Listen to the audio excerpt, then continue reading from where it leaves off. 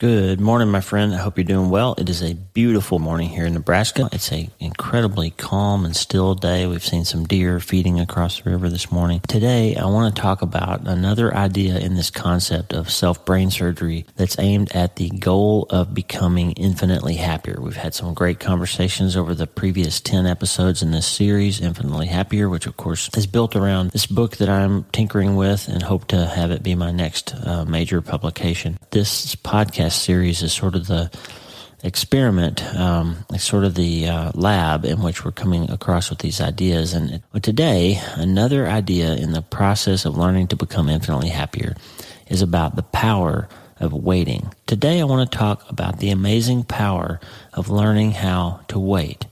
Remember, our theme verse for the Infinitely Happier series here is Proverbs 17, 27, and 28 in the Passion Translation. Can you bridle your tongue when your heart is under pressure? That's how you show that you're wise. An understanding heart keeps you cool, calm, and collected no matter what you're facing. And that, my friend, is one of the secrets to becoming infinitely happier. Not only bridling your tongue, but that's sort of just a metaphor for your mind. If you learn how to put a bridle on your desires, on what you think are your needs or your wants, if you learn how to put a bridle on what you say, how to think, how you can control what you think about and how you behave, then you can control your life. The person in control of their mind is in control of their life, no matter what your circumstances are. And that's one of the secrets to becoming really, truly, infinitely happier. And that's what I want for you, my friend. The world's a hard place. Jesus said it. In this world you will have trouble, but take heart. I've overcome the world. And he also said in John chapter 10, I've come here that you might have an abundant, full, happy life. That's why we're here. We're here not only to hopefully find our salvation and get to heaven someday, but also to enjoy this beautiful, amazing place that God made for us to live. And so today I want to talk about one of the superpowers in becoming infinitely happier, and that is learning how to wait. Proverbs 13:12 says, hope deferred makes the heart sick, but when the desire comes, it is a tree of life. We're going to unpack that in a little bit. We're going to learn about the amazing power of waiting, and it seems a little bit ironic when I'm talking about learning how to wait, but we're going to talk about that starting today. Hey, are you ready to change your life? If the answer is yes, there's only one rule. You have to change your mind first. And my friend, there's a place where the neuroscience of how your mind works smashes together with faith and everything starts to make sense. That place is called self-brain surgery. You can learn it, and it will help you become healthier, feel better, and be happier. And the good news is you can start today. Thanks, Lisa. Hey, so glad to have you listening today. I'm Dr. Lee Warren, and I live in Nebraska in the United States of America with my incredible wife, Lisa, my father-in-law, Tata, and the super pups, Harvey and Lewis. I'm a neurosurgeon and an author, and I'm here to help you harness neuroscience, the power of your brain, faith, the power of your spirit, and good old common sense to help you lead a healthier, better, happier life. Listen, friend, you can't change your life until you change your mind, and I'm here to help you learn the art of self-brain surgery to get it done. If you like the show, please subscribe so you never miss an episode, and tell your friends about it. If you tell 2 or 3 friends this podcast was helpful to you, imagine how much good we can all do around the world together. I'm Dr. Lee Warren, and I'm here to help you change your mind so you can change your life. Let's get after it. I've been drilling into the idea of learning some technique. Sorry about the metaphor, the pun there, drilling into our own heads.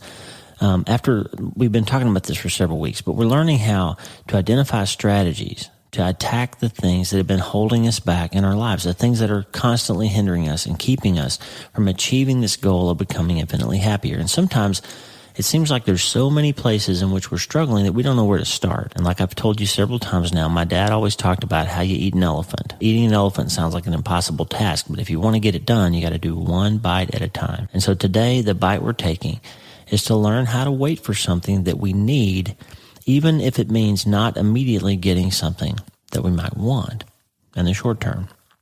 We have an on-demand culture right now. If you think about it, for the first time in human history, you can just about imagine anything that you want, and you can click a few buttons and you can have it. Some cities the same day, other cities, most places now, the next day, and even in remoter parts of the country or the world, you can have it within a few days.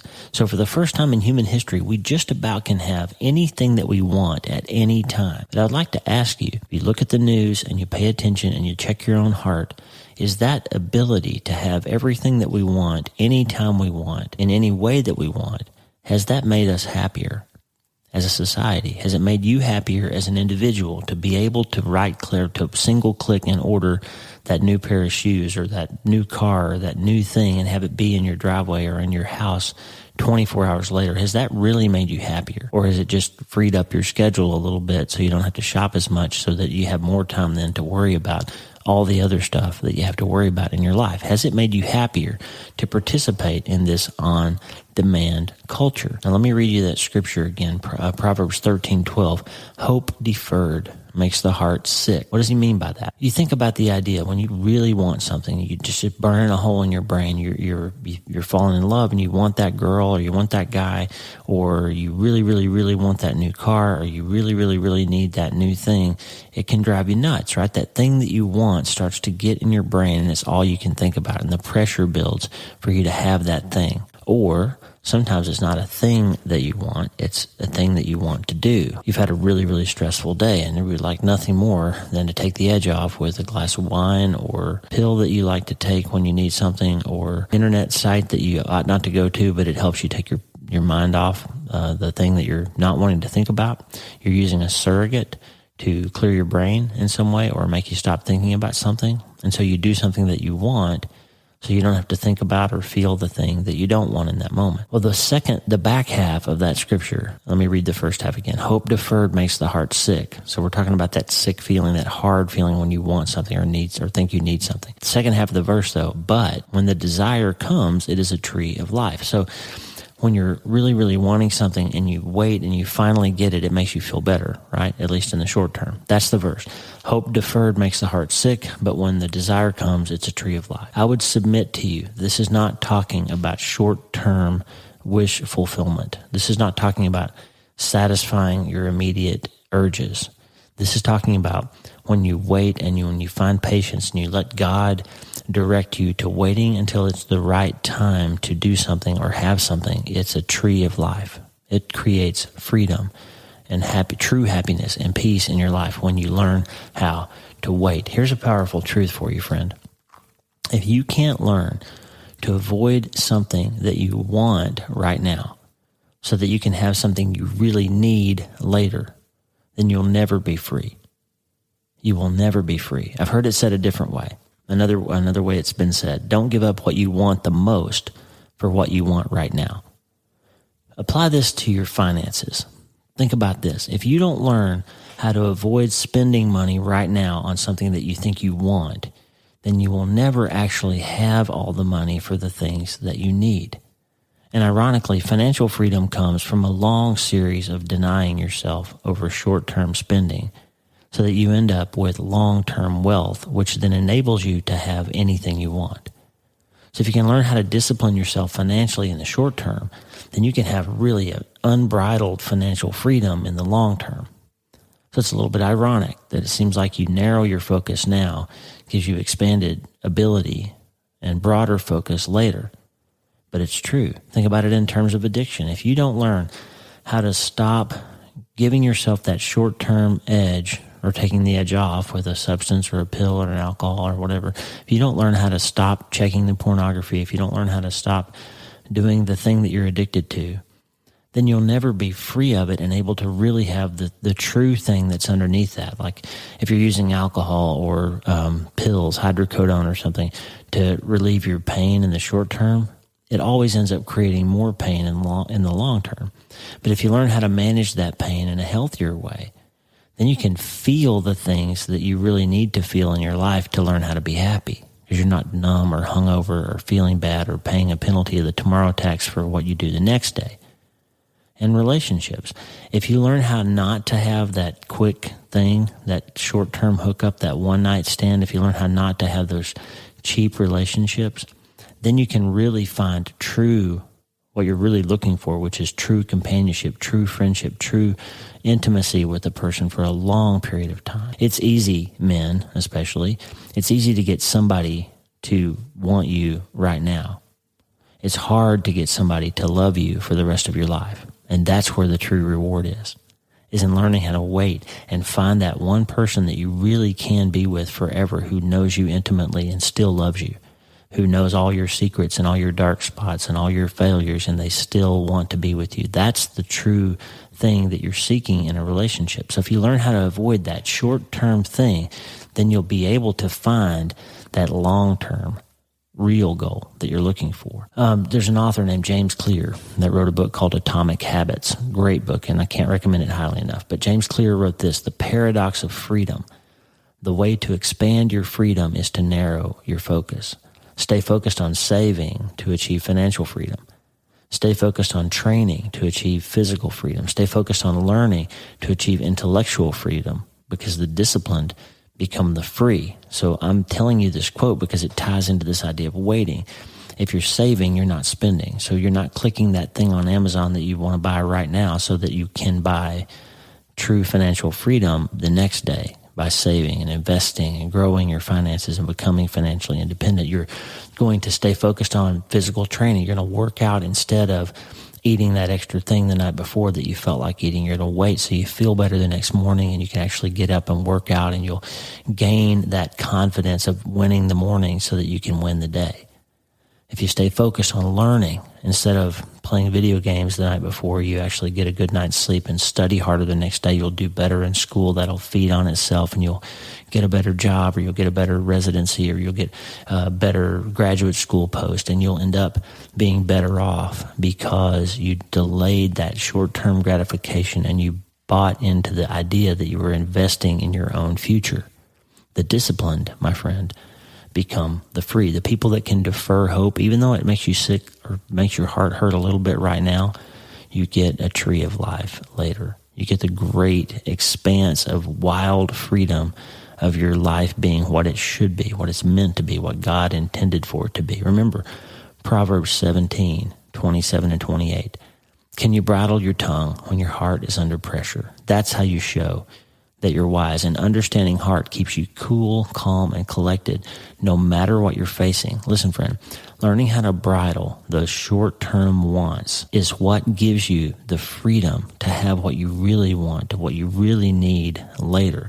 If you can't learn how to say no to something you want right now in exchange for something you need tomorrow, you will never be free. The disciplined become the free, my friend. That's one of the secrets of becoming infinitely happier, is learning how to wait for what you really want, what you really need, by disciplining yourself enough to say no to something that you think you want right now. And if you can do that, you can become infinitely happier. This is self-brain surgery, changing how you think about the moment that you're in and making yourself think about the next moment, the next day, the next month, the next year. That is how you unlock this thing and get out of this cycle of instant gratification and turn it into the wisdom of delayed gratification. It's self-brain surgery. It's biblical. It's consistent with neuroscience, and it's really good self-care, and it'll help you. But you have to start today. Hey, thanks for listening. Please subscribe to the show so you automatically get every episode. And if you like the show, you'll love my weekly letter. Check out my writing at drleewarren.substack.com, drleewarren.substack.com. Get the free newsletter every week for my best prescriptions for becoming healthier, feeling better, and being happier through the power of faith and neuroscience smashing together via self-brain surgery. drleewarren.substack.com. And if you need prayer, go to the prayer wall at wleewarrenmd.com/prayer. The theme music for the show is Make Us One by Tommy Walker, graciously provided for free by the great folks over at TommyWalkerMinistries.org. Check it out and consider supporting them. TommyWalkerMinistries.org. Remember, you can't change your life until you change your mind. And the good news is you can start today. I'm Dr. Lee Warren. I'll talk to you soon. God bless you, friend. Have a great day.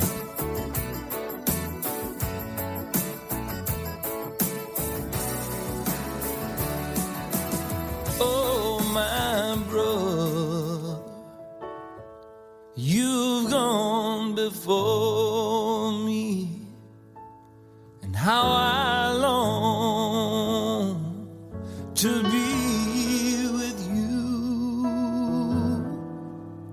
But through my sorrow, as I remain here, there's only one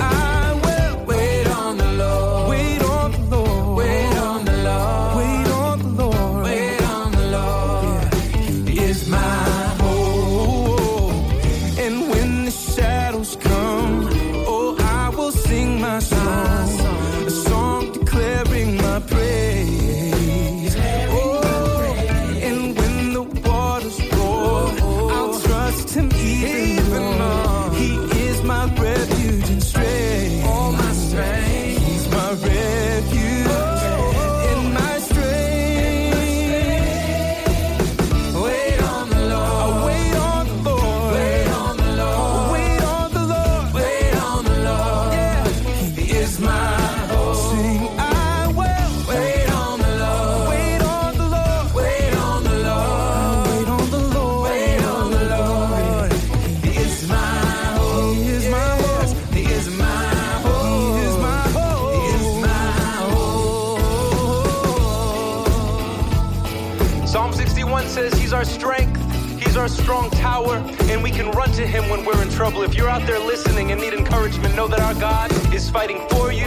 He is full of strength, and his strength is made perfect in your weakness.